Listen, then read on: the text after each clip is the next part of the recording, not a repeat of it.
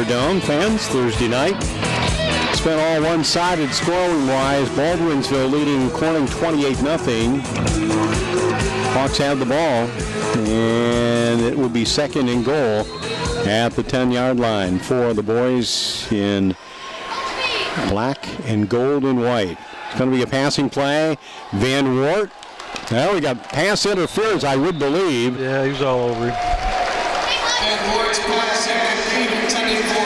That was Jason Rodriguez, a little flare pass out, actually an out pattern down near the 5-yard line, but we had pass interference apparently coming up, and that will be called against Baldwinsville. I think you're going to get half the distance and replay the down, I would think. Well, they were at the, what, 10-yard line? At the 10, yeah.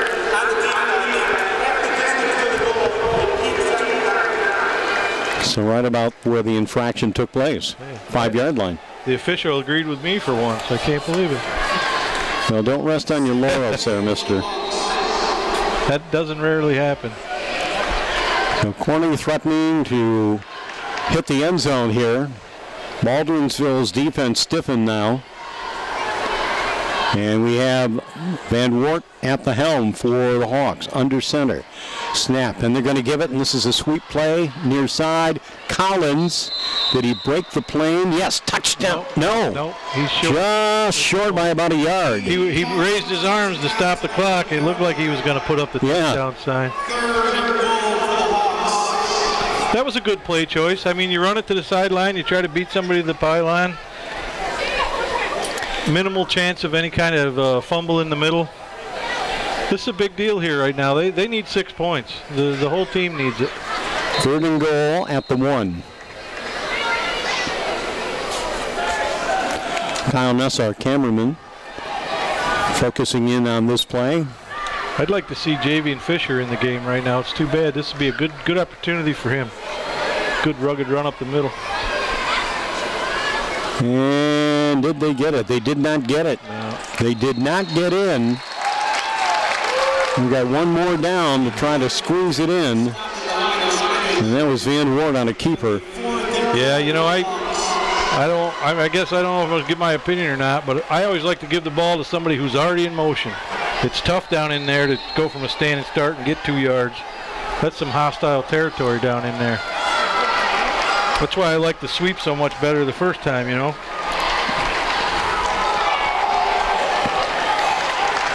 All right, here we go. Van Wart. It's do or die time now. And there's a flag. Somebody wiggling around down there. Ooh, that's against Beeville. Yeah, that's going to move them. I don't know how much closer you can get. Let's call it the 1. I think that ball's clearly inside the 1.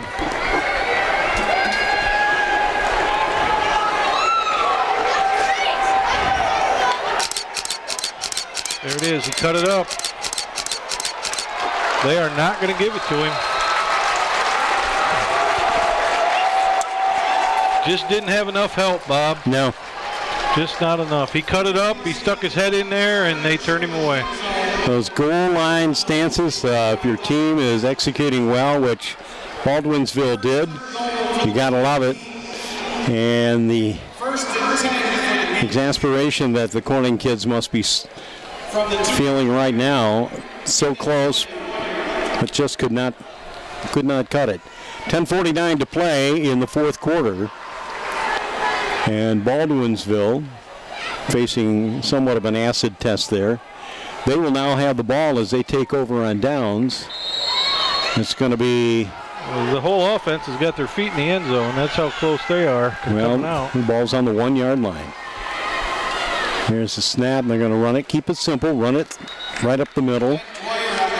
Dwyer keeping it, calling his own number. He's the QB. And close to about the 5-yard line. Just a little bit short. Kyle Jankowski makes a stop for the Corning Hawks. I think that's still the most part of the starting offense is still out there, Bob. Well, we were talking, you mean the Beeville offense? Yeah, I mean, they subbed on defense, which is a nice thing, but looks like their offense is still pretty much intact. And again, Corning's playing them tough.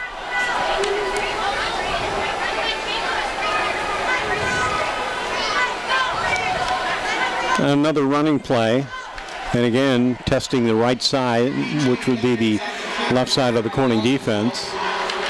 I see 1, 2, 3, 4, 5, 6, 7 Corning shirts in on that tackle. That's a, you know, regardless of the score as a coach, that's a good sign. You know, you got some fight left in you. As he has done previously, E.J. Edmonds-Reed carries the football for the Bees. Leading the contest right now will be Michael Letizia. We've called him before. So we have 2 men split to the right side, a single receiver near side for Beeville. Dwyer rolling out. He's being pursued, and he is going to be engulfed, but he continues to run. And where he found the momentum with 3 and 4 Corning defenders wrapped all around him, I do not know. He's close to a first down, too. Initial stop.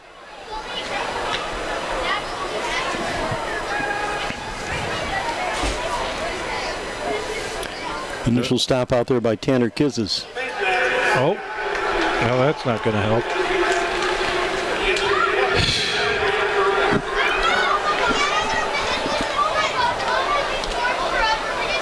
Well, it's going to be a Corning penalty assessed. And that brings it way outside to the 15 for a first down. Just for the record, Bob, I think that was a 5-yard face mask penalty. So, once again, my assumption was wrong. You're going to encounter that a lot this year, I'm afraid. Austin Lehman across the line from Joey Ott, or Joey's trying to D him up. That's a draw play in the backfield. And again, they're going to test the left side of the Corning defense on or near the 15-yard line.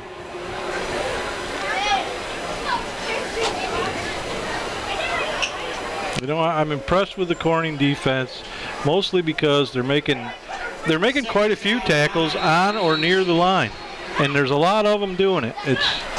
I wouldn't be discouraged as a defensive coach for Corning at all. 2nd and 8, 17-yard line, fourth quarter action, 28-0, Baldwinsville, and they had the ball. Pitch outside. There's a bit of an adjustment to the inside. John Hernandez carrying the football to about the 16-yard line. He's one of the last guys to get up. And finally, it will be Seth Hogue who makes the stop, and it was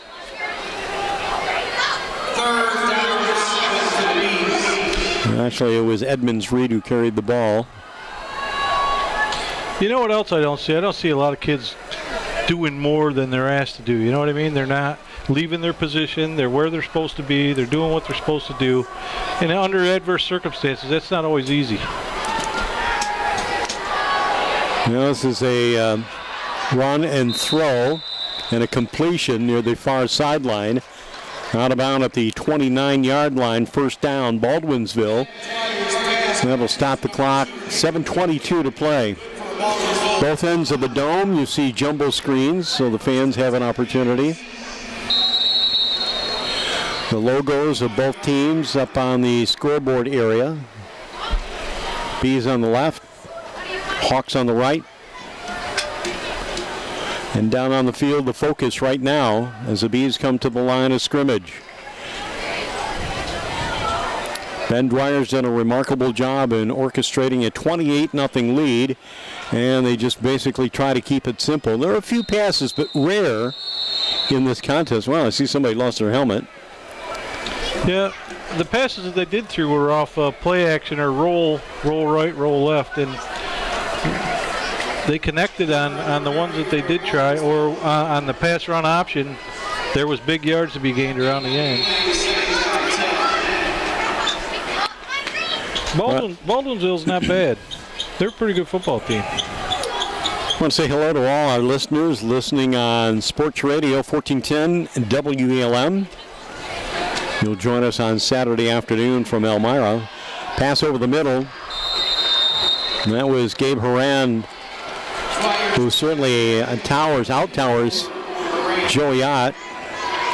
Horan stands about 6'6", and as I look at Ott, what are the numbers? 6 foot. He looks a little shorter. Maybe it's only because Horan was standing next to him. And let me correct that. That was Josh Naylor, 5'9". Yeah, that's I thought 34. That's a big difference. Yeah.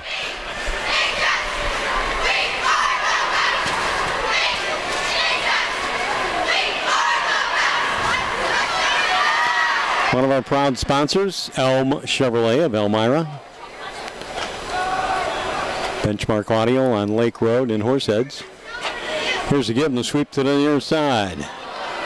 Oh boy. Good movement out there, and here we go. Austin Lehman. That's the big difference right there. I mean, on a true jet sweep, you're going numbers, hash mark, sideline, and that's just where he went. And he got by everybody. Josh Naylor puts the stop on him. And there's a timeout on the field. We have an injured player. So the trainer will attend to the needs there. Let's take a break on WBLM, RLM Sports, and Big Fox TV.